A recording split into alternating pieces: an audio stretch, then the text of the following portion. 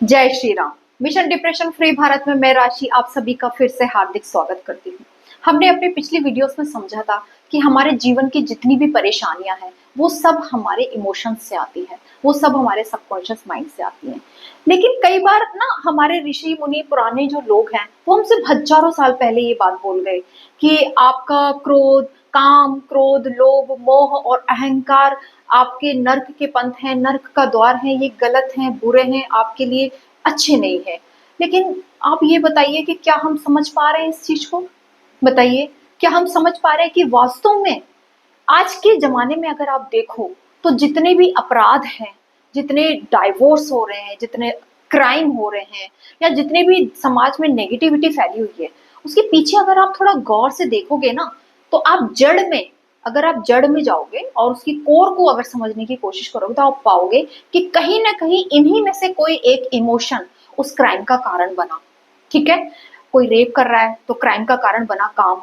कोई किसी पति पत्नी के बीच डाइवोर्स हो रहा है तो क्राइम का जो डाइवोर्स का कारण बना उनके आपसी इमोशंस, कोई किसी को एंगर का इमोशन है, किसी को किसी और चीज का इमोशन है। तो मोस्टली जो हमारे इमोशंस हैं वही हमारे लाइफ को डिफाइन करते हैं कि हमारी लाइफ किस तरह से ऑपरेट करेगी। इमोशन ही कारण बनते हैं, या तो अच्छे का या बुरे का। अच्छे का भी और बुरे का भी, दोनों तरह से इमोशन ही रेस्पॉन्सिबल होते हैं। तो आज मैं आपको ना बस एक एग्जांपल्स के माध्यम से, जनरली क्या होता है ना, हम इसको बहुत लाइट लेते हैं कि अरे काम, क्रोध, लोभ, मोह, अहंकार नर्क के द्वार, इसका क्या मतलब है। मैं आपको ना प्रैक्टिकली समझाऊंगी कि वास्तव में यही सारे इमोशंस कैसे हमारे रिलेशनशिप को और हमारी लाइफ को इफेक्ट करते हैं। और लेकिन हम इसे बड़ा लाइटली लेते हैं, हमें समझ ही नहीं आता कि ये क्यों हो रहा है। इसे हम बहुत एक एग्जाम्पल से समझेंगे। एग्जाम्पल बिल्कुल आप ये समझिए कि रियल है, और मेरी एक फ्रेंड का है, उसकी अपनी खुद की एक स्टोरी है। उसी को मैं यहाँ पे बताते हुए आपको ये समझाने की कोशिश करूंगी कि आखिर कोई इमोशन कैसे हमारी लाइफ को इफेक्ट करता है। इमोशन लेंगे हम एंगर को, ठीक है, एंगर इशू।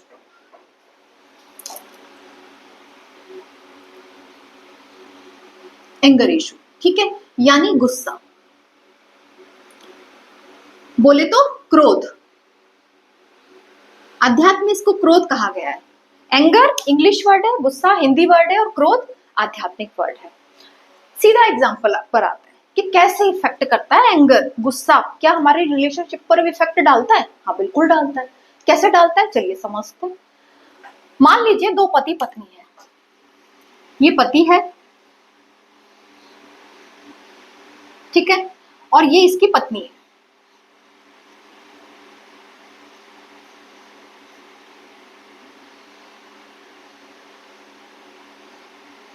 ठीक है, दोनों पति पत्नी का विवाह होता है, शादी होती है, और शादी होने के बाद ये बीवी और ये हस्बैंड एक साथ रहने के लिए आ जाते हैं।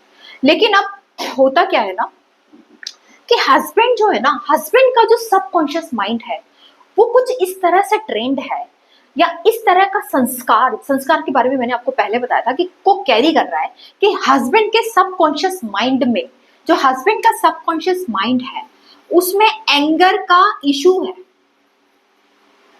है उसे।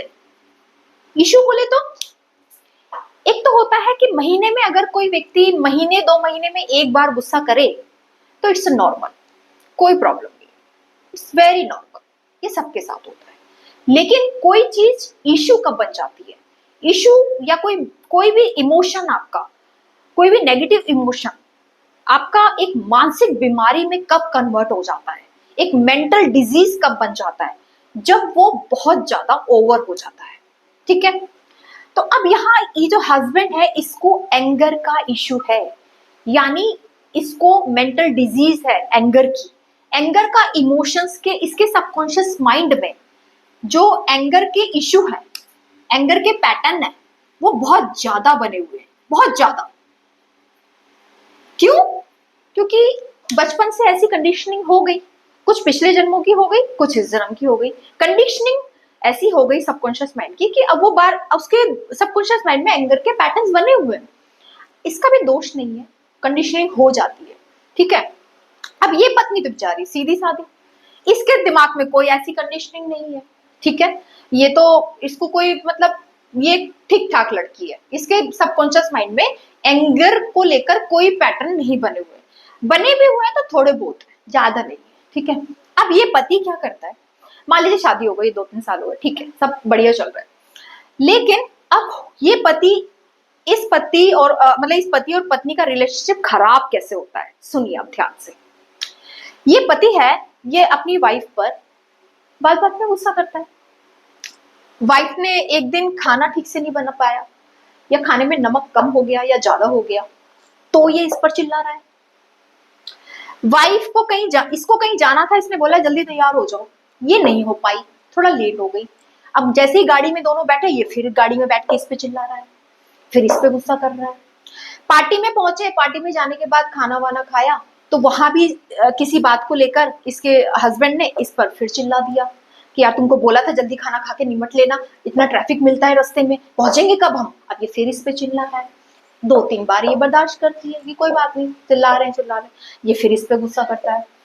अब ये मान लीजिए, ये तो हो गया, 1-2 बातें मैंने ऐसी बता दी। अब मान लीजिए ये ऑफिस जाता है और ऑफिस में इसका बॉस इसको डांट देता है, या इसका बॉस इसको काम के लिए कुछ भी बोल देता है कि काम नहीं हो रहा है, या जो भी है, कोई बहुत सारी चीजें होती है, कुछ भी बोल देता है या कुछ भी पूछ लेता है, इसको फिर गुस्सा आता है। अब ये बॉस पे तो गुस्सा निकाल नहीं पाता, क्योंकि बॉस तो बॉस है, बॉस पर गुस्सा निकालेगा तो फिर नौकरी नहीं चली जाएगी, तो बॉस पे तो निकालेगा नहीं। ये घर आता है और इसकी वाइफ कुछ ना कुछ कर रही होती है, या टीवी देख रही होती है, या कुछ भी कर रही होती है, तो आते ही जो है सारा जो अपना इमोशन है गुस्से का, अब निकालना तो जरूरी है। यहां से मैसेज आ रहा है, नहीं निकालेगा तो खुद ही परेशान होगा, तो निकालना तो पड़ेगा, बहाना चाहिए, कोई ना कोई तो चाहिए जहां से उस इमोशन को रिलीज कर सके। तो रिलीज करने के लिए ये क्या करेगा, ये नॉर्मली अपनी वाइफ को ऐसे ही गुस्सा करना शुरू कर देगा। तुम यहाँ बैठी टीवी देख रही हो, मैं वहां पे कमाने जाता हूँ, तुमसे ये नहीं हुआ, तुमसे वो नहीं हुआ, तुम ये नहीं कर सकती थी, तुम वो नहीं कर सकती थी, तुमने ये नहीं किया, तुमने वो नहीं किया। अब भाई इस वाइफ की भी तो एक सीमा है, बताइए, सबकी एक सीमा होती है ना, कि ठीक है आप एक बार चिल्लाए, एक बार आपने उस पर गुस्सा किया, उसने इग्नोर कर दिया, 2 बार किया उसने इग्नोर कर दिया, 4 बार किया इग्नोर कर दिया, कोई बात नहीं। लेकिन अब ये वाइफ कोई आध्यात्मिक तो है नहीं, या कोई महावीर तो हो नहीं गई है, या बुद्धत्व को तो प्राप्त नहीं हो गई है, ज्ञान को तो प्राप्त नहीं हो गई है, ये तो नॉर्मल सी इंसान है, तो ये तो उसको नहीं इतना टॉलरेट कर पाएगी, ये तो एक आम इंसान है। और ना ही इसकी चेतना कोई बहुत हायर लेवल की है जो ये इसको टॉलरेट कर ले, या जो इसके अंदर इतना ज्ञान आ जाए कि कोई बात नहीं, मेरे पति के सबकॉन्शियस माइंड में पैटर्न ही इस तरह के बने हुए हैं, इसलिए वो ऐसा करते हैं। वो इग्नोर ही नहीं कर पाएगी, नॉर्मल लड़की नहीं कर पाएगी, ठीक है, नॉर्मल लड़का भी नहीं कर रहा, कोई भी नहीं कर पाएगा। तो अब इन दोनों के बीच में झगड़ा होता है, ठीक है। झगड़ा ये इससे लड़ती है कि तुम्हारा काम ही यही है, जब देखो जब उस पर गुस्सा करते रहते हो, जब भी बात करते हो चीख के चिल्ला के करते हो, तुम्हें शांति से बात करना नहीं आता क्या, हर बार जब भी मौका लगा मुझे डांट दिया, मुझे तुम्हारी आदत खराब है क्या, सड़क पे चलते हो तो तुम सड़क वालों से लड़ते हो, घर में हो तो तुम घर वालों से लड़ते हो, मैं मिलती हूँ तुमको बस सुनाने के लिए, और कोई नहीं मिलता क्या तुमको। अब इन दोनों के बीच में झगड़े शुरू हो जाएंगे। चलो थोड़ी देर झगड़ा हुआ, 1 बार हुआ, 2 बार हुआ, कोई बात नहीं, फिर से चीजें नॉर्मल हो गई, फिर लाइफ चल रही है, फिर कहीं मौका आएगा, फिर कोई ऐसा मौका लगेगा, अब ये हस्बैंड फिर इस पे गुस्सा करेगा, फिर इस पे चीखेगा, फिर इस पे चिल्लाएगा, तो भाई ये पत्नी परेशान हो जाएगी। अब क्या होगा, अभी तक तो ये इग्नोर कर रही थी, अब क्योंकि मैंने कहा कि ये अभी ज्ञान को प्राप्त नहीं हुई है, ये एक नॉर्मल लड़की है, तो ये क्या करेगी, अब ये भी रिएक्ट करेगी। जैसे ये गुस्सा करेगा वैसे ये भी चिल्लाना शुरू कर देगी, तुम देखो ना, तुम अपना बिहेव देखो, तुम अपनी आदतें देखो, हर बात में मुझे बोलते रहते हो, तुम्हारे खुद के अंदर नहीं है क्या कुछ कमी, तुम ऐसा करते हो वैसा करते हो, तुम इतना कमाते हो, ये करते हो वो करते हो, तुम्हारे अंदर नहीं है क्या वो मैनर्स, तुम्हें तमीज है बात करने की, तो ये भी चिल्लाना शुरू कर देगी। अब जैसे ये दोनों आपस में लड़ेंगे तो इनके झगड़े इतने बढ़ जाएंगे, धीरे धीरे ये बढ़ते चले जाएंगे। अब या तो ये अपने आप को सुधार ले, या तो ये अपने सबकॉन्शियस माइंड को चेंज कर ले, या फिर ये अपने सबकॉन्शियस माइंड को चेंज कर ले, ये अपने सबकॉन्शियस माइंड में ऐसे पैटर्न्स बना ले, इग्नोर करने के पैटर्न बना ले, तो ये इग्नोर कर पाएगी, तो दोनों की लाइफ शादी जो है वो चल सकती है।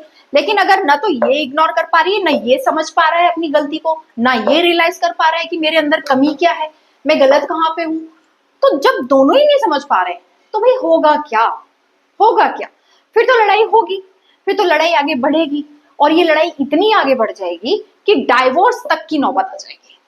फिर ये दोनों लड़ेंगे, एक दूसरे के खिलाफ, एक दूसरे पे ब्लेम लगाएंगे, एक दूसरे के घर वालों पे ब्लेम लगाएंगे, लड़ेंगे झगड़ेंगे, एक दूसरे का सर फोड़ेंगे, एक दूसरे पर ब्लेम लगाएंगे और थाने जाएंगे, कोर्ट जाएंगे, कचहरी जाएंगे और अंत में डाइवोर्स हो जाएगा इनका। अब आपने देखा डाइवोर्स हुआ क्यों? अब कहने को तो बड़ी सिंपल सी बात लगती है कि डाइवोर्स हो गया भाई, दोनों तो बन नहीं रही। अरे बन नहीं रही थी, नहीं बन नहीं रही थी का क्या मतलब है? आप ये देखो कि हस्बैंड के सबकॉन्शियस माइंड में नेगेटिव पैटर्न्स हैं, एंगर का इशू है हस्बैंड को, और वाइफ भी उसके इस चीज को नहीं समझ पा रही है कि उसके अंदर ये पैटर्न्स है, इसलिए वो ऐसा कर रहा है। ठीक है, दोनों नहीं समझ पा रहे, तो इसलिए अब क्या हुआ, ये एंगर क्या बना, कारण क्या बना डाइवोर्स का? एंगर। डाइवोर्स का कारण क्या बना? एंगर, गुस्सा। क्यों? पूछो लड़की से, कि लड़की से पूछो कि क्यों, क्या बात हो गई भाई? अरे पति खराब था, बात बात पे चिल्लाता था, बात बात पे गुस्सा करता था, बात बात पे लड़ाई झगड़ा करता था, कब तक मैं बर्दाश्त करती? हो गया बस अब बहुत, कब तक मैं झेलूं, कब तक मैं बर्दाश्त करूं? ये उल्टा भी हो सकता है। हो सकता है जो हस्बैंड है वो सीधा साधा हो और वाइफ को एंगर इशू हो। वाइफ करती हो ऐसा, बार बार झगड़ा करती हो, बात बात पे झगड़ा करती हो, बात बात पे ताने मारती हो, बात बात पे गुस्सा हो जाती हो, चीखती हो, चिल्लाती हो, लड़ाई झगड़ा करती हो, तो भाई ये फिर कब तक बर्दाश्त करेगा? तो बस यही छोटी छोटी लड़ाइयां जो कभी किसी बात को लेकर लड़ाई हो गई, कभी किसी बात को लेकर लड़ाई हो गई, कभी किसी बात को लेकर लड़ाई, छोटी छोटी लड़ाइयां क्यों होती हैं? क्योंकि दोनों इसके, इनमें से दोनों के, या तो दोनों के या दोनों में से किसी एक के सबकॉन्शियस माइंड में एंगर का इशू है। ठीक है, एंगर है वहां पे, इसलिए वो बार बार एंग्री होगा, बार बार गुस्सा करेगा, बार बार गुस्सा करेगा, और जितना गुस्सा करेगा, जितना गुस्सा करेगी या करेगा, उतनी ज्यादा रिलेशनशिप क्या हो जाएगा? खराब हो जाएगा। ठीक है, तो क्या करना चाहिए? कुछ मत करो, कोशिश पहले समझो, इसको समझना पड़ेगा कि आखिर इसको अवेयर होना पड़ेगा, इसको कॉन्शियस होना पड़ेगा, और कॉन्शियस होके इसको ये समझना पड़ेगा कि मैं आखिर ऐसा कर क्यों रहा हूं, क्या रीजन है, और इसको भी ये समझना पड़ेगा कि आखिर मेरे हस्बैंड के अंदर ये आदत आई कहां से, कैसे आ गई, क्यों ऐसा वो कर रहे हैं। जब अगर ये समझे तो फिर ये पाएंगे कि सबकॉन्शियस माइंड से ये इमोशंस आते हैं। ये जो इमोशंस आ रहा है, एंग्री होने का, गुस्सा होने का, बात बात पे गुस्सा होने का, ये इमोशन सबकॉन्शियस माइंड से आ रहा होता है। तो क्या करना पड़ेगा? सबकॉन्शियस माइंड के नेगेटिव पैटर्न्स को पॉजिटिव पैटर्न से चेंज करना पड़ेगा।